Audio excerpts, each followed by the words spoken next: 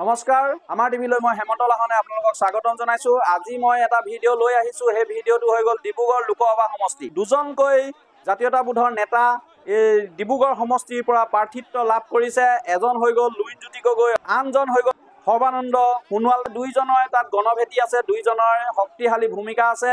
আৰু লুৰিণজ্যোতি গগৈও জাতীয়তাবোধৰ এজন নেতা আৰু সৰ্বানন্দ সোণোৱালো এজন জাতীয়তাবোধৰ নেতা। গতিকে দুইজন আহিছে আছুৰ মজিয়াৰ পৰা। আছুৰ মজিয়াৰ পৰা আহি তেওঁলোকে এতিয়া কি ধৰণে যুদ্ধখন কৰিব, যে লুৰিণজ্যোতি গগৈক ভোট দিব নে সৰ্বানন্দ সোণোৱালক ভোট দিব, সেইখিনি আমি সকলোখিনি আপোনালোকক দেখাবলৈ চেষ্টা কৰিম। আৰু দ্বিতীয়তে সৰ্বানন্দ সোণোৱালে আগতে লোকসভা তেওঁ ডিব্ৰুগড় সমষ্টিৰ পৰা হৈ গৈছিলে, কি কি কাম কৰিছিলে তাৰ ওপৰতো ব্যাখ্যা হ'ব। আৰু লুৰিণজ্যোতি গগৈয়ে কি কি কাম কৰি আছে তাৰ ওপৰতো ব্যাখ্যা হ'ব। আৰু দ্বিতীয়তে আছুৰ আৰু এতিয়া মেইন যুদ্ধখন হৈছে আছুৰ আৰু বিজেপিৰ মাজত। আছুৰ আৰু বিজেপিৰ মাজত কেলে যুদ্ধ হৈছে আমি সকলোখিনি দেখাবলৈ আপোনালোকক চেষ্টা কৰিম। আৰু আহক আমি সেই ভিডিঅ'টো চাবলৈ যাওঁ। আপোনালোক সকলো বহক, আপোনালোক সকলো বহক, সকলো বহক, সকলো বহক। এই অনুষ্ঠানটো মই পৰিচালনা কৰি আছো। মই আপোনালোক সকলোকে অনুৰোধ জনাইছো বহক। মই সদৌ অসম ছাত্ৰ সন্থাক অনুৰোধ জনাইছো বহক। সদৌ অসম ছাত্ৰ সন্থাক মই অনুৰোধ জনাইছো, বিজেপিৰ কাৰ্যকৰ্তাসকলক মই অনুৰোধ জনাইছো আপোনালোক বহক, আপোনালোক বহক, আপোনালোক বহক। আৰু মই অনুৰোধ জনাম বিজেপিৰ সকলকো, আৰু মই সকলোকে অনুৰোধ জনাম, মই অনুষ্ঠানৰ আৰম্ভণিতে কৈছিলোঁ, মই এক মিনিট আপোনালোক বহক, এক মিনিট বহক। মই অনুষ্ঠানটো চলাই আছোঁ, আপোনালোকে মোৰ প্ৰতি বিশ্বাস ৰাখক।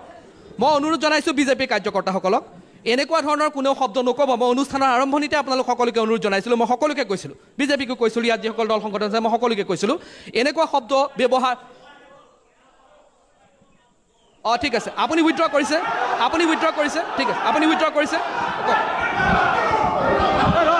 তেওঁ উইথড্ৰ কৰিছে, তেওঁ নিজৰ শব্দটো উইথড্ৰ কৰিছোঁ বুলি মোক কৈছে। আপুনি আহক, আপুনি আহক, এইফালে আহক। আপুনি উইথড্ৰ কৰিছে, হয় হয়, আপুনি উইথড্ৰ কৰিছে। মই এটা কথা ক'লোঁ যে মই জাতি মাতি ভেটি কথা কৈছোঁ, যে মই এটা কথাই ক'লোঁ। হ'ব হ'ব হ'ব হ'ব, বহক বহক বহক।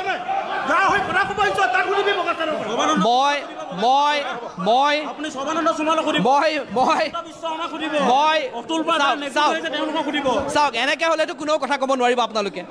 আপোনালোকে যদি মোৰ ওপৰত বিশ্বাস নাই তেতিয়াহ'লে মই কৰিব নোৱাৰিম। আপোনালোক বহক, অনুগ্ৰহ কৰি বহক। এনেধৰণৰ শব্দ আপোনালোকে ব্যৱহাৰ নকৰিব, যিখিনি শব্দই কাৰোবাৰ অন্তৰত আঘাত দিব পাৰে। এয়া শক্তিৰ যুদ্ধ নহয়, এখন হ'ল যুক্তিৰ যুদ্ধ। জনমত 2024লৈ স্বাগতম। মই দীক্ষিত শৰ্মা। লোকসভা নিৰ্বাচনৰ শংখনাদ সমগ্ৰ দেশৰ লগতে সমগ্ৰ ৰাজ্যত ইতিমধ্যে আৰম্ভ হৈছে।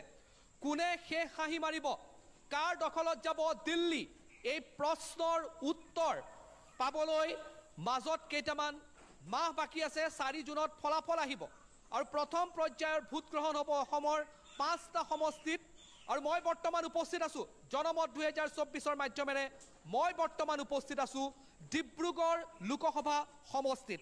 প্ৰাৰ্থিত্ব ঘোষণা কৰাৰ লগে লগে সমগ্ৰ দেশৰ, সমগ্ৰ ৰাজ্যৰ বৰ্তমান দৃষ্টি নিবদ্ধ হৈছে ডিব্ৰুগড় লোকসভা সমষ্টিত, য'ত ভাৰতীয় জনতা পাৰ্টীয়ে প্ৰাৰ্থী হিচাপে প্ৰক্ষেপ কৰিছে বৰ্তমানৰ কেন্দ্ৰীয় মন্ত্ৰী, অসমৰ প্ৰাক্তন মুখ্যমন্ত্ৰী সৰ্বানন্দ সোণোৱালক। আৰু বিৰোধী মিত্ৰ শক্তিৰ ফালৰ পৰা প্ৰাৰ্থী হিচাপে প্ৰক্ষেপ কৰা হৈছে অসম জাতীয় পৰিষদৰ সভাপতি লুৰিণজ্যোতি গগৈ। আৰু প্ৰথমবাৰৰ বাবে অসমৰ ৰাজনৈতিক ইতিহাসত দেখা পোৱা গৈছে যে দুজনকৈ জাতীয়তাবাদী শিবিৰৰ পৰা অহা মানুহ বা সদৌ অসম ছাত্ৰ সন্থা কৰা দুয়োজন ব্যক্তিয়ে এতিয়া দুটা মূৰত আছে। আৰু ডিব্ৰুগড়ৰ জনতাই এইবাৰ নিৰ্ণয় কৰিব লাগিব কাৰ পক্ষত থাকিব ডিব্ৰুগড়ৰ জনতা। আৰু আজি আমি এই অনুষ্ঠান ডিব্ৰুগড় লোকসভা সমষ্টিৰ তিনিচুকীয়াত আমি এই অনুষ্ঠান অনুষ্ঠিত কৰিছোঁ। জনমত 2024 আমি অনুষ্ঠিত কৰিছোঁ। আৰু এই অনুষ্ঠানৰ মাধ্যমেৰে ডিব্ৰুগড় লোকসভা সমষ্টিত কি হ'ব তাৰ এটা চমু আভাস আমি ল'বলৈ চেষ্টা কৰিম। ইয়াত মোৰ লগত বিজেপি মিত্ৰজোঁটৰ যিসকল সমৰ্থক আছে, সকলো কাৰ্যকৰ্তা আছে, তেওঁলোক ইয়াত উপস্থিত আছে। মোৰ লগত ইয়াত কংগ্ৰেছৰ কিছু কাৰ্যকৰ্তা উপস্থিত আছে, জাতীয় পৰিষদৰ কাৰ্যকৰ্তা উপস্থিত আছে, সদৌ অসম ছাত্ৰ সন্থাৰ কাৰ্যকৰ্তা উপস্থিত আছে, অসম জাতীয়তাবাদী যুৱ ছাত্ৰ পৰিষদৰ কাৰ্যকৰ্তাসকলে উপস্থিত আছে, আৰু অন্যান্য দল সংগঠনৰ নেতা কৰ্মীসকল উপস্থিত আছে। আমি সকলোৰে ওচৰত যাম।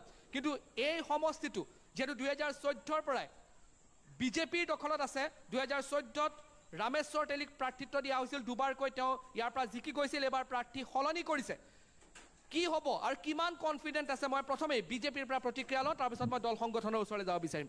বিজেপিৰ মই আপোনাৰ ওচৰলৈ আহিছোঁ, কিমান কনফিডেণ্ট বিজেপি এই সমষ্টিক লৈ? সমাগত 19 এপ্ৰিল তাৰিখৰ দিনা যি আমাৰ সাংসদ লোকসভা নিৰ্বাচনৰ দিন আছে, আপোনালোক সকলোৱে জানে অসমৰ সকলোৰে মৰমৰ আদৰৰ সৰ্বানন্দ সোণোৱাল দেৱক আমাৰ ভাৰতীয় জনতা পাৰ্টি মিত্ৰ দলৰ প্ৰাৰ্থী হিচাপে প্ৰাৰ্থিত্ব আগবঢ়াইছে। আৰু ইতিমধ্যে আমাৰ ভাৰতীয় জনতা দলৰ বুথ পৰ্যায়ৰ পৰা লৈ কিনে উচ্চ পৰ্যায়ৰ কাৰ্যকৰ্তাসকলে বুথে বুথে কৰ্ম কৰি কিনে ৰাইজক অহা 19 তাৰিখে আমাৰ সৰ্বানন্দ সোণোৱাল ডাঙৰীয়াক পদুম ফুলৰ চিনত ভোট প্ৰদান কৰিবৰ কাৰণে ইতিমধ্যে আমাৰ দ্ৰুত গতিত বুথে বুথে আমাৰ প্ৰচাৰ চলি আছে। আৰু আপোনালোক সকলোৱে জানে যে বিৰোধী আজি আমি এই আলোচনা চক্ৰতে আমি দেখা পাইছোঁ যে বিৰোধী একেবাৰে শূন্য, তেওঁলোকে ৱকঅভাৰ দি দিলে আমাক।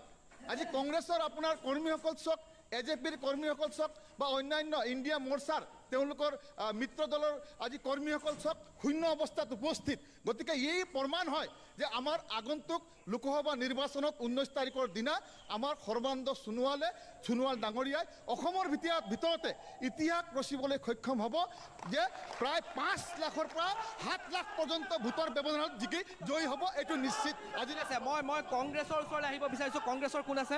আপোনালোকে ৱাক অভাৰ দিছে বুলি এই মুহূৰ্তত বিজেপিয়ে অভিযোগ উত্থাপন কৰিছে, সঁচা নেকি? ৱাক অভাৰ দিছে নেকি? এইটো কেতিয়াও হ'ব নোৱাৰে। গোটেই সমগ্ৰ অসমৰ ৰাইজে জানে যে লুৰিণজ্যোতি গগৈ এজন জাতীয়তাবাদী চিন্তাধাৰাৰ ব্যক্তি। তেখেত আই মাতৃৰ কাৰণে, অসম মাতৃৰ কাৰণে কি কি আগতে কৰিছে আৰু আগন্তুক দিনত কি কৰিব সেইখিনি অসমৰ ৰাইজে ভালকৈ জানে।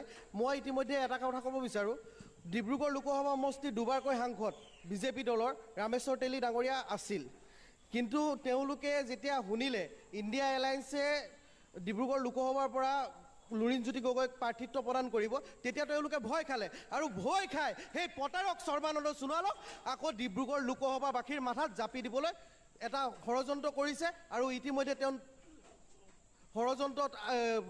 ষড়যন্ত্ৰ কৰি কিনে তেওঁ ইলেকশ্যনত নামিছে আৰু তাৰ ফল আপোনালোকে ৰিজাল্টৰ দিনাখন দেখি পাব। ৰিজাল্টৰ দিনাখন আই মাতৃক সেৱা কৰা লুৰিণজ্যোতি গগৈ জয় হৈ আহিব, এইটো আমাৰ দৃঢ় বিশ্বাস। কি ভিত্তিত আপোনালোকে? কাৰণ চাওক, সৰ্বানন্দ সোণোৱাল অসমৰ প্ৰাক্তন মুখ্যমন্ত্ৰী আৰু সকলোৱে কৈ আছে যে এজন শক্তিশালী কেণ্ডিডেট বা এজন শক্তিশালী প্ৰাৰ্থী। তাৰ ক্ষেত্ৰত ৰাজনীতিত খুব বেছি দিন হোৱা নাই লুৰিণজ্যোতি গগৈ, তো তেনেকুৱা ক্ষেত্ৰত আপুনি কিয় ভাবিছে যে এবাৰ সোণোৱালক ৰাইজে প্ৰত্যাখ্যান কৰিব বুলি? চাওক, সেনেকুৱা হ'লেতো কংস মথুৰাৰ ৰজা আছিলে আৰু এদিনীয়া ৰজা নাছিলে, তেওঁ বহুত দিনৰ পৰা ৰজা আছিলে, কিন্তু সেই সৰু ল'ৰা শ্ৰীকৃষ্ণই কংসক বধ কৰিছিলে। ঠিক তেনেদৰে আমাৰ লুৰিণজ্যোতি গগৈ ডাঙৰীয়া এজন এনেকুৱা প্ৰাৰ্থী আমি আগবঢ়াইছোঁ যোনে ৰাইজৰ দুখ বেদনাক লৈ সদায় চিন্তা চৰ্চা কৰে আৰু ৰাইজৰ মাজত থাকে, ৰাইজৰ লগত থাকে। এতিয়া আপোনালোকে নিজে কওকচোন, সৰ্বানন্দ সোণোৱাল ডাঙৰীয়াক ডিব্ৰুগড়বাসী তথা অসমবাসীয়ে কি দিয়া নাই? তেখেতক সাংসদ পাতিলে, তেখেতক বিধায়ক পাতিলে, তেখেতক মুখ্যমন্ত্ৰী পাতিলে, তেখেতক কেন্দ্ৰীয় মন্ত্ৰী পাতিলে, অকল ৰাষ্ট্ৰপতিটো হ'বলৈ বাকী আছে। কিন্তু সৰ্বানন্দ সোণোৱালে ডিব্ৰুগড়বাসীক এতিয়ালৈকে কি দিলে? সেইটো চবতছে ডাঙৰ প্ৰশ্ন। ডিব্ৰুগড়বাসীক সৰ্বানন্দ সোণোৱাল ডাঙৰীয়াই কি দিলে? একো দিব পৰা নাই। তাৰ প্ৰত্যুত্তৰ সৰ্বানন্দ সোণোৱাল ডাঙৰীয়া এই নিৰ্বাচনত নিশ্চয় পাব। ঠিক আছে, বিজেপিৰ কোনে প্ৰত্যুত্তৰ দিব? ইয়াত প্ৰত্যুত্তৰ কোনে দিব? বিজেপিৰ পৰা। বিজেপিৰ ওচৰলৈ মই আহিছোঁ, তাৰপিছত মই দল সংগঠনৰ ওচৰলৈ যাম। সৰ্বানন্দ সোণোৱাল আজিৰ তাৰিখত অসমৰ এটা বৃহৎ অনুষ্ঠান, গতিকে তেখেতে এটা অঞ্চল সমষ্টিৰ কাৰণে কি কৰিলে এই কথাটো মই নস্যাৎ কৰিব বিচাৰিছোঁ। আজি তেখেতৰ ভাৰতবৰ্ষত এটা নাম জ্বলা ব্যক্তি, গতিকে তেখেতে সামগ্ৰিকভাৱে সমগ্ৰ অসমখনৰ কথা চিন্তা কৰা ব্যক্তি। আৰু আজিৰ তাৰিখত তেখেতে কৈছে যে লুৰিণজ্যোতি গগৈ ডাঙৰীয়াই যে আই মাতৃক সেৱা কৰি আগবাঢ়ি আহিছে আৰু জনসাধাৰণে তেওঁলোকৰ এই কথাবিলাক শুনি পেলাই লুৰিণজ্যোতি গগৈক বিজয়ী সাব্যস্ত কৰাব।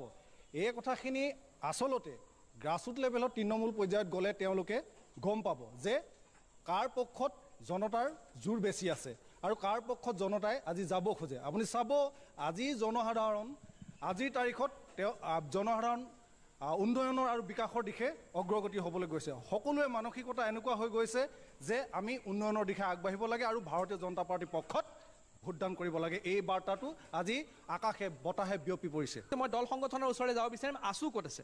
আছু, মই সদৌ অসম ছাত্ৰ সন্থাৰ ওচৰলৈ যাব বিচাৰিম। আৰু মোৰ আপোনালৈ প্ৰশ্নটো এইটো যে প্ৰথমবাৰতে দেখা পোৱা গৈছে যে আপোনালোকৰ সংগঠনৰ পৰা অহা দুজন ব্যক্তিয়ে এইবাৰ দুটা মেৰুত অৱস্থান কৰিছে, কি ক'ব আপোনাৰ? আমাৰ সদৌ অসম ছাত্ৰ সন্থাৰ প্ৰাক্তন সভাপতি সৰ্বানন্দ সোণোৱাল ডাঙৰীয়া আৰু সদৌ অসম ছাত্ৰ সন্থাৰ প্ৰাক্তন সাধাৰণ সম্পাদক লুৰিণজ্যোতি গগৈৰ মাজত এবাৰ ৰাজনৈতিক যুঁজখন আৰম্ভ হৈছে। ইয়াৰ সিদ্ধান্ত গ্ৰহণ কৰিব ডিব্ৰুগড় লোকসভা সমষ্টিৰ ৰাইজে। ডিব্ৰুগড় লোকসভা সমষ্টিৰ ৰাইজে, কাৰণ যিসকল 10টা বিধানসভা সমষ্টিৰ অন্তৰ্গত হয় ডিব্ৰুগড় লোকসভা সমষ্টি, সমূহ ৰাইজে যাতে কি সিদ্ধান্ত সমূহ ৰাইজৰ হাতত আছে। আমি এটা পক্ষে সুখী হৈছোঁ, কাৰণ সদৌ অসম ছাত্ৰ সন্থাৰ 2জন প্ৰাৰ্থীয়ে কিন্তু সদৌ অসম ছাত্ৰ সন্থাৰ প্ৰাক্তন সভাপতি সাধাৰণ সম্পাদক, এই ক্ষেত্ৰত আমি নিশ্চয় সুখী হৈছোঁ। আৰু এই ক্ষেত্ৰত আমি ক'ব বিচাৰিছোঁ, কাৰণ মানে আছু কাৰ পক্ষত থাকিব? আমি কৈছোঁ যে ডিব্ৰুগড় লোকসভা সমষ্টি ৰাইজে ৰজা, ৰাইজে জনাৰ্দন। আমি ৰাইজৰ লগত আছোঁ, ৰাইজে যি সিদ্ধান্ত ল'ব আমি ৰাইজৰ লগতে থাকিম। মানে আপোনালোকৰ নিজস্ব মতটো কি? আমি কৈছোঁ যে আমি অৰাজনৈতিক ছাত্ৰ সংগঠন হিচাপে আমি সদায় কোনো ৰাজনৈতিক দলক আমি কেতিয়া সমৰ্থন কৰিব নোৱাৰোঁ। আমি অৰাজনৈতিক চৰিত্ৰ আমাৰ যিটো আছে সেইটো আমি সদায় বাৰ্তা ৰাখিম। অৰাজনৈতিক চৰিত্ৰ আছুৱে সদায় ৰাখি যাব বুলি কৈছে। মই বিজেপিৰ ওচৰলৈ যোৱাৰ আগতে কিছু দল সংগঠনৰ পৰা মই লওঁ। যুৱ ছাত্ৰ পৰিষদৰ ফালৰ পৰা আপোনালোক আহিছে, আপোনালোকৰ স্থিতিটো কি? কাৰণ এইবাৰ জাতীয়তাবাদী শিবিৰৰ মানুহৰ মাজতেই ডিব্ৰুগড়ত যুঁজ। প্ৰথমটো কথা হৈছে, যিহেতু সৰ্বভাৰতীয় ৰাজনৈতিক দলৰ কথা কওঁ, সৰ্বভাৰতীয় ৰাজনৈতিক দলৰ নেতৃবৃন্দসকলে যেতিয়াই মানে ইলেকশ্যনৰ আগমুহূৰ্তত তেখেতসকলে কি কৰে, সাধাৰণ শ্ৰেণীৰ ৰাইজ যিবিলাক ভোটাৰ, সেই ভোটাৰ শ্ৰেণীৰ ৰাইজৰ আগত ঘৰিয়ালৰ চকুপানী টুকিব। ঘৰিয়ালৰ চকুপানী টুকি তেখেতসকলে আঁচনিৰ কথা ক'ব, আভুৱা ভৰা কথাবিলাক ক'ব। তাৰপিছত যেতিয়া গাড়ী দখল কৰি লয়, গাড়ী দখল কৰাৰ পিছত কি কৰে, সেই দলৰ নেতাবিলাকে কিন্তু জনগণৰ সমস্ত যিবিলাক অধিকাৰ, সেই অধিকাৰৰ পৰা কিন্তু সেই জনগণক কিন্তু বঞ্চিত কৰা দেখা পাওঁ। মানে আজি যিহেতু ডিব্ৰুগড় লোকসভা সমষ্টিৰ বিভিন্ন ধৰণৰ সমস্যা আছে। আজি তিনিচুকীয়া জিলাখনৰ যদি আমি চাওঁ, বহু এনে ডাঙৰ সমস্যা আছে, নিবনুৱা সমস্যা আছে, উদ্যোগিক সমস্যা আছে। আজি জিলাখনৰ যিবিলাক সমস্যা দেখিছে, আজি জিলাখনৰ যিটো পৌৰসভাৰ অন্তৰ্গত যিসমূহ নলা নৰ্দমা, সেই নলা নৰ্দমাত লক্ষ লক্ষ টকাৰ কেলেংকাৰী হয়। সেই কেলেংকাৰী কিন্তু আজিলৈকে তদানীন্তন সাংসদগৰাকী কিন্তু কোনো ধৰণৰ ব্যৱস্থা গ্ৰহণ নকৰিলে। গতিকে তেখেতক আজি পোতা পুখুৰীত তেখেতক দলিয়ালে, তেখেতৰ নিজৰ দলৰ মানুহে পুতি থোৱা পুখুৰীটোত দলিয়াই পেলালে। গতিকে এনেধৰণৰ ঘটনা সংঘটিত হৈছে। আৰু ৰাজনৈতিক দলৰ পৰা যিধৰণে ৰাইজ জনগণ যিধৰণে আস্থাভাজন হ'ব লাগে, তেনেধৰণে কিন্তু নহয়। গতিকে যিসমূহ অনিয়ম দুৰ্নীতি, এই দুৰ্নীতিৰ বিৰুদ্ধে যিধৰণে সবল ভূমিকা গ্ৰহণ কৰিম বুলি তাহানিতে সদ্যহতে যেতিয়া চৰকাৰ গঠন কৰিলে বিজেপিয়ে চৰকাৰ গঠন কৰাৰ পিছত হয় কিছু আঁচনি তেখেতসকলে দিছে, নিদিয়া নহয়, কিন্তু যি ধৰণে হ'ব লাগিছিলে কাম কাজবিলাক তেনেধৰণে কিন্তু হৈ উঠা নাই। গতিকে আমি আশা কৰিছোঁ যিয়ে নহওক, যি ধৰণে উন্নয়ন হ'ব জনগণে আচলতে নিৰ্ধাৰণ কৰিব। 19 তাৰিখে নিৰ্ধাৰণ কৰিব ডিব্ৰুগড় লোকসভাষ্টিৰ জনগণে। গতিকে জনগণে যি ধৰণে ভূমিকা গ্ৰহণ কৰিব লাগিব, আজি আপোনালোকে দেখিছে জনগণৰ কাখন জাপি দিলে। কাখনৰ আজি তিনিচুকীয়া জিলাতে আজি নাই কোনো 20,000তকৈ অধিক যিসকল NRCৰ পৰা যিসকলৰ নাম বাদ পৰিছিলে, 20,000তকৈ অধিক লোক সেই NRCৰ আজিৰ তাৰিখত নস্বাত কৰি পেলালে। এই চৰকাৰখনে, বিজেপি চৰকাৰখনে NRCক লৈ কিনে বৈঠক কৰিলে, NRC কাৰ্যকৰী। কিন্তু তাৰ মাজত এটা প্ৰশ্ন আছে, যিহেতু আপুনি জাতীয় সংগঠনৰ পৰা আহিছে, সৰ্বানন্দ সোণোৱাল আপোনাৰ চাগে মনত আছে বা আমাৰ সকলোৰে মনত আছে, IMDT এক্টখন তেওঁ সুপ্ৰিম কোৰ্টত চেলেঞ্জ কৰিছিলে আৰু তাৰ পাছতেই সেই IMDT এক্ট 2005 চনত উচ্চতম ন্যায়ালয়ে অসমৰ পৰা আঁতৰাই দিছিল। সেইটোৰ এতিয়া কোনো ধৰণৰ সেই কথাটো এতিয়া কোনো ধৰণৰ ভিত্তি নাই নেকি, বা আপোনালোকে নাভাবে নেকি? মোৰ সেইটো আপোনাৰ পৰা তেখেতে যেতিয়া সেইটো কৈছিলে, সেইটো সকলো জনগণে সেইটো আস্থাত লৈছিলে তেখেতক। আৰু সেই গতিকে তেখেতে যিখিনি কৰ্ম কৰিছে, কিছু কৰ্ম কৰিছে, নকৰা নহয়, সেইটো আমি কোৱা নাই, কৰিছে। যি ধৰণে কৰিব লাগিছিলে, মুখ্যমন্ত্ৰী হিচাপে যি ধৰণে কৰিব লাগিছিলে তেনেধৰণে হৈ নুঠিলে। মুখ্যমন্ত্ৰী হৈ থাকোঁতে কিন্তু তেখেতে এটা পুতলা সদৃশ হৈ মুখ্যমন্ত্ৰীৰ শাসন ব্যৱস্থা চলাই আছিলে। গতিকে চাবিকাঠি আচলতে কাৰ হাতত আছিলে অসমৰ জনগণে জানে। গতিকে সেই সময়ত বহু অনিয়ম হ'ল। কাৰ হাতত আছিলে চাবিকাঠি? সকলোৱে জানে যে বৰ্তমানৰ যিগৰাকী মুখ্যমন্ত্ৰী, সেই মুখ্যমন্ত্ৰীৰ তত্বাৱধানত তেখেত মুখ্যমন্ত্ৰী, কিন্তু তেখেতৰ তত্বাৱধানত চলিছিলে। গতিকে আজিৰ তাৰিখত আমি কওঁ চিলাৰ দৰে হ'ব নালাগে। চিলাখন উৰি আছে আকাশৰ ওপৰত আৰু চিলা সূতাডাল এৰ দি আছে এজন আন এজন। মই বিজেপিৰ পৰা প্ৰতিক্ৰিয়া লৈ ল'ব বিচাৰিছোঁ। কি ক'ব ইমান সময় আপোনালোকে অভিযোগখিনি শুনিলে? কি ক'ব? আমি চাপৰিলৈ মেঘটো আঁতৰি নাযায়, এইটো কথা আপুনিও জানে, সকলোৱে জানে। এতিয়া চাওক, যিজন সৰ্বানন্দ সোণোৱাল ডাঙৰীয়াক আমি ইয়াত প্ৰাৰ্থী হিচাপে পাইছোঁ, সেইজন সৰ্বানন্দ সোণোৱালে এদিন IMDT আইনখন বাতিল কৰিছিলে। আৰু সেইজন সৰ্বানন্দ সোণোৱালৰ দিনতে আমাৰ APSCৰ দৰে এটা বৃহৎ অনুষ্ঠান, যিটোত কেলেংকাৰী গঁড়ালত কেলেংকাৰীৰ ভূস্বৰ্গ হৈছিলে। ৰ'ব কৈ ল'বলৈ দিয়ক, আপোনালোকে কওঁতে ৰ'ব, মই কৈছোঁ আপোনাক কৈছোঁ হয়, কম ৰ'ব কম আমাক কৈ ল'বলৈ দিয়ক। APSCৰ দৰে দুৰ্নীতিগ্ৰস্ত এটা সংস্থাক পৰিষ্কাৰ কৰি লাখ লাখ অসমৰ নিবনুৱা যুৱকক এক শুদ্ধ পথলৈ আনিলে। আৰু আপোনালোকে যে চিঞৰ বাখৰ কৰিছে লুৰিণজ্যোতি গগৈ হৈ পেলাই, সেইজন লুৰিণজ্যোতি গগৈ আজি কাৰ বুকুচাত উঠিলে? 855জন শ্বহীদৰ কেঁচা তেজেৰে ৰাঙলী কৰা অসমৰ খলনায়কৰ দল সেই কংগ্ৰেছ দলৰ বুকুচাত উঠি আজি বৈতৰণি পাৰ হোৱাৰ সপোন দেখিছে। হা, আপোনালোকে 5জন শ্বহীদৰ কথা কয়, কিন্তু 855জন শ্বহীদক পাহৰি যায় আপোনালোকে। যে আজি আপুনি যিটো অঞ্চলৰ পৰা ওলাই আহিছে, আপোনালোক ওলাই আহিছে, সেই অঞ্চলৰ বাট পথ সেই তেতিয়া দিনলৈ মনত পেলাওক, আজি মনত পেলাওক। আজি কি পৰিৱেশত আছে, তেতিয়া কি পৰিস্থিতি আছিলে। গতিকে এইবোৰ কি উন্নয়ন নহয়? এইবোৰ কি কৰা নাই? সৰ্বানন্দ সোণোৱাল কেৱল আমাৰ তিনিচুকীয়া বা ডিব্ৰুগড়ৰ মুখ্যমন্ত্ৰী নাছিলে, সমগ্ৰ অসমৰে আছিলে। তেওঁ মাজুলীৰ পৰা প্ৰতিনিধিত্ব কৰি মাজুলী সমষ্টিটো আজি কি মাজুলী আজি কি হৈ গ'ল আপোনালোকে একবাৰ চাবগৈ গৈ। মাজুলীলৈ আজি পৰ্যটকৰ সোঁত বয়। কাজিৰঙাৰ পৰা প্ৰথম বিদেশী খেদাৰ প্ৰক্ৰিয়াটো কোনে আৰম্ভ কৰিছিলে? সৰ্বানন্দ সোণোৱাল ডাঙৰীয়াই। কিন্তু তাত বিধি পথালি কোনে দিছিলে? অখিল গগৈ নামৰ সেই গানত জুলুঙা লৈ থকা সেই দালালজনে, অখিল গগৈ নামৰ সেই দালালজনে তাত বিধি পথালি দিছিলে। প্ৰতিক্ৰিয়া দিব বিচাৰিছে, কওক। সৰ্বানন্দ সোণোৱাল ডাঙৰীয়া মুখ্যমন্ত্ৰী হৈ থাকোঁতে কেইজন বিদেশী খেদিলে? যিখিনি সময়ত অসমৰ 2001 চনৰ আগৰ অসমৰ যি আছিলে, তাৰ পিছত 2001ৰ পিছত তৰুণ গগৈ ডাঙৰীয়া মুখ্যমন্ত্ৰী থাকোঁতে যিমানখিনি উন্নয়ন কৰিলে তাৰ আধাও কৰিব পৰা নাই এই বিজেপি চৰকাৰৰ দিনত। তৰুণ গগৈ ডাঙৰীয়াৰ দিনত 108, 104 পৰ্যন্ত আছে। কংগ্ৰেছে প্ৰতিক্ৰিয়া দিব বিচাৰিছে, কি ক'ব বিচাৰিছে কওক। মই তেওঁলোকক ক'ব বিচাৰিছোঁ, সৰ্বানন্দ সোণোৱাল ডাঙৰীয়া নৰেন্দ্ৰ মোদী ডাঙৰীয়া 16 মে'ত বিদেশী টানি টোপোলা বান্ধি কিনে যাব লাগিব বুলি কৈছিলে। কিন্তু কোন চনৰ কোন মাহৰ কোন 16 তাৰিখ আজিলৈকে 16 তাৰিখ অহা নাই। আৰু তেওঁলোকৰ দিনত নিশ্চয় এই 16 তাৰিখ নাহে। কিন্তু মই এইখন অঞ্চলৰ পৰা প্ৰতিশ্ৰুতি দিব বিচাৰিছোঁ, যদি আমাৰ কংগ্ৰেছ চৰকাৰ আহে, কংগ্ৰেছ শাসনত আহে, কোনোবা নহয় কোনোবা এটা 16 মে'ত বিদেশী বিতাৰক হ'ব, বিদেশী বাহিৰলৈ যাব লাগিব। নাই, খুব স্পষ্ট কথা যে এই বিজেপি চৰকাৰখনে শাসনলৈ লোৱাৰ আগত আমাক কি কথা কৈছিল? উন্নয়নৰ কথা কৈছিল, পৰিৱৰ্তনৰ কথা কৈছিল, জাতি মাতি ভেটি ৰক্ষাৰ কথা কৈছিল। আজিও আমি দেখিছোঁ যে অসম অৰুণাচলৰ ব্যাপকভাৱে আজি অসম অৰুণাচল সীমা সমস্যা ব্যাপকভাৱে আজি সৃষ্টি হৈছে। আজি আমাৰ মাৰ্ঘেৰিটা সমষ্টিৰ কেইবা হেক্টৰ ভূমি অৰুণাচলৰ প্ৰশাসন আৰু অৰুণাচলৰ ৰাইজে দখল কৰি লৈছে। ইয়াৰ পাছতো আমাৰ হিমন্ত বিশ্ব শৰ্মাই হওক বা সৰ্বানন্দ সোণোৱাল ডাঙৰীয়াই হওক, তেওঁলোকে কিন্তু কোনো ধৰণৰ ভূমিকা গ্ৰহণ কৰে, তেওঁলোকে মাত মতা নাই। ইয়াৰ পিছত চাওক, নাগৰিকত্ব সংশোধনী আইনখন বলপূৰ্বকভাৱে অসমীয়া জাতিটোক জাপি দিলে। বলপূৰ্বকভাৱে অসমীয়া জাতিটোক হত্যা কৰা হ'লে নাগৰিকত্ব সংশোধনী আইনৰ যোগেদি।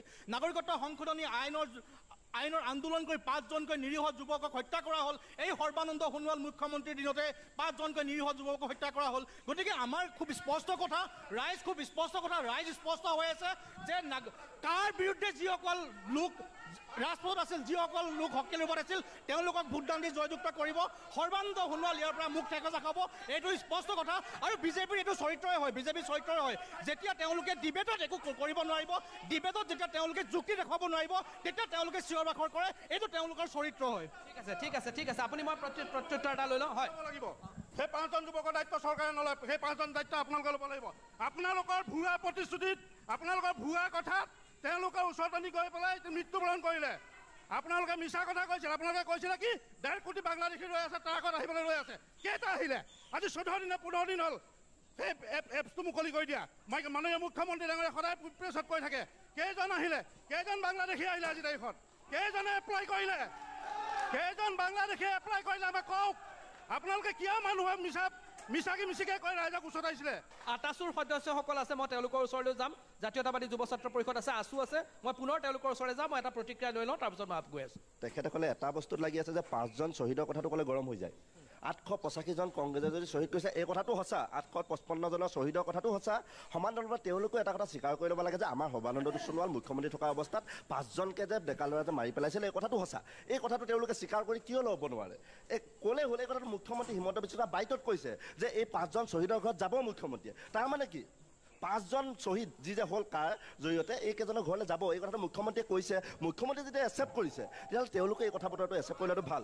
আমি প্ৰথম ভোটটো জীৱনৰ প্ৰথম ভোটটো আমি বিজেপিক দিছিলোঁ। সৰ্বানন্দ সোণোৱাল সেইজন যিজনক আমি যেতিয়া লখিমপুৰত ইলেকশ্যনৰ মিটিং মাৰি আহে, আমাৰ 6জনকে ডেকা ল'ৰা আমাৰ বৰদেউতাৰ ঘৰত ভাড়া ৰুমত আছিলে, আমি ভাত বনাই খুৱাইছিলোঁ। তেতিয়া 4-5খন গাড়ী ৰেলীৰ পৰা আহে, আমি ভাত বনাই খোৱা ল'ৰা। আৰু সেই ল'ৰাবিলাকে এতিয়া সৰ্বানন্দ সোণোৱালক বেয়া পাবলৈ আৰম্ভ কৰিছে। কিয় বেয়া পাইছে? এক নম্বৰ কথাটো কোনটো শ্লোগান লৈ বিজেপি আহিছিলে?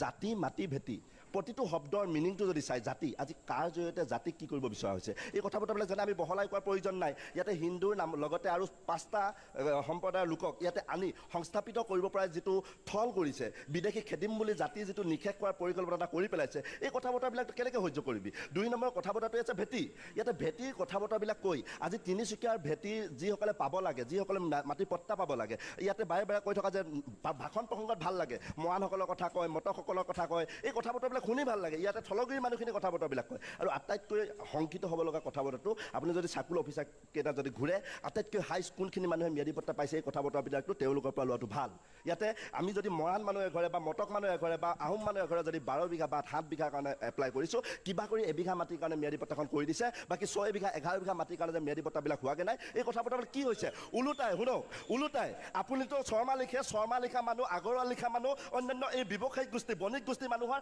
270 বিঘালৈকে মোৰ ওচৰত ডাটা আছে 270 বিঘালৈকে তেওঁলোকক অন্ততঃ বাগান পাতি খাব পৰাকৈ অন্ততঃ পট্টা কৰি দিছে এই কথা বতৰাবিলাক একচেপ্ট কৰিব লাগিব আজি বৃহৎ নদী বান্ধৰ নামত ইমান মই যিটো বুজিছোঁ আপুনি এই গোটেই বিষয়খিনিত মই এটা প্ৰতিক্ৰিয়া লৈ লওঁ বিজেপিৰ পৰা তাৰপাছত মই যি দল সংগঠন আছে মই আপোনালোক সকলোৰে ওচৰলৈ যাম এটা প্ৰতিক্ৰিয়া এই অভিযোগটো এটা গুৰুত্বপূৰ্ণ অভিযোগ উত্থাপন কৰিছে বিজেপিয়ে কি প্ৰত্যুত্তৰ দিব যদি আপোনালোকে বগা চাৰ্ট প্ৰথম কথা আপোনালোকে যদি বগা চাৰ্ট এৰি গাঁও অঞ্চললৈ গৈ সেই সাধাৰণ ৰাইজৰ সৈতে খেতি কৰে বা সংগ্ৰাম কৰে শুনক আপোনালোকে যদি সংগ্ৰাম কৰে তেওঁলোকৰ লগত যদি যায় জাতিৰ কথা যদি কয় প্ৰথম কথা জাতিৰ কথা কৈছোঁ শুনি লওক ভালদৰে জাতিৰ কথা যদি ক'বলৈ বিচাৰিছে শুনি লওক তাৰপিছত প্ৰত্যুত্তৰ দিব আপোনালোকে জাতিৰ কথা কোৱাৰ আগতে সৰ্বসাধাৰণ ৰাইজৰ ওচৰলৈ আজিলৈকে যোৱা নাই আপোনালোকে যোৱা নাই এদিনো আপোনালোকে কি কৰিব লাগিব জাতিৰ ওচৰলৈ যাবলৈ হ'লে প্ৰথমে স্বাৱলম্বী হ'ব লাগিব আপোনালোকে জানে সদৌ অসম ছাত্ৰ সন্থাই জানিব লাগিব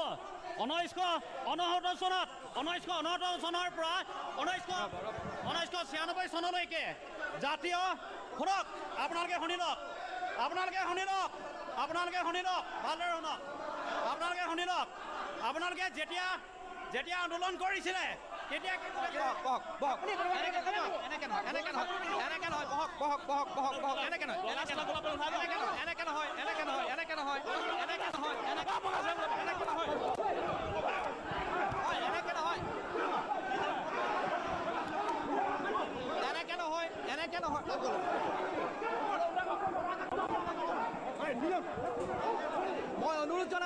মই অনুৰোধ জনাম ৰক এনেকে নহয় মই অনুৰোধ জনাম আপোনালোক সকলো বহক আপোনালোক সকলো বহক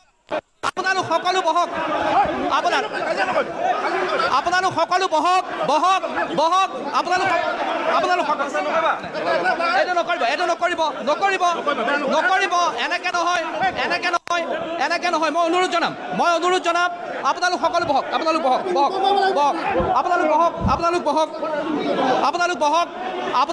মই অনুৰোধ জনাম এনেকে নহ'ব এনেকে নকৰিব মই অনুৰোধ জনাম আপোনালোক সকলো বহক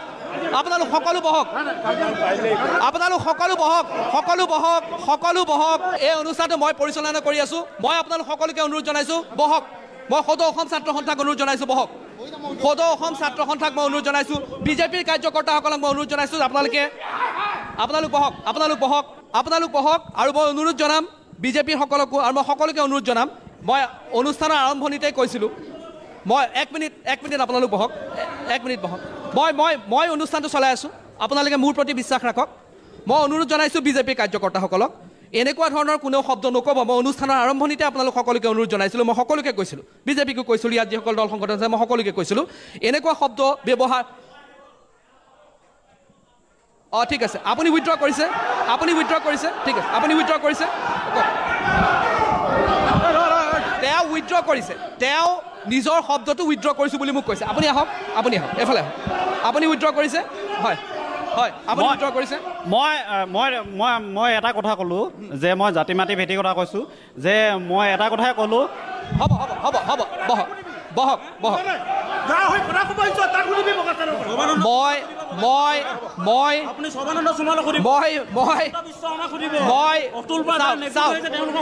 চাওক এনেকে হ'লেতো কোনেও কথা ক'ব নোৱাৰিব আপোনালোকে যদি মোৰ ওপৰত বিশ্বাস নাই তেতিয়াহ'লে মই কৰিব নোৱাৰিম আপোনালোক বহক অনুগ্ৰহ কৰি বহক এনেধৰণৰ শব্দ আপোনালোকে ব্যৱহাৰ নকৰিব যিখিনি শব্দই কাবাৰ অন্তৰত আঘাত দিব পাৰে এয়া শক্তিৰ যুদ্ধ নহয় এখন হ'ল যুক্তিৰ যুদ্ধ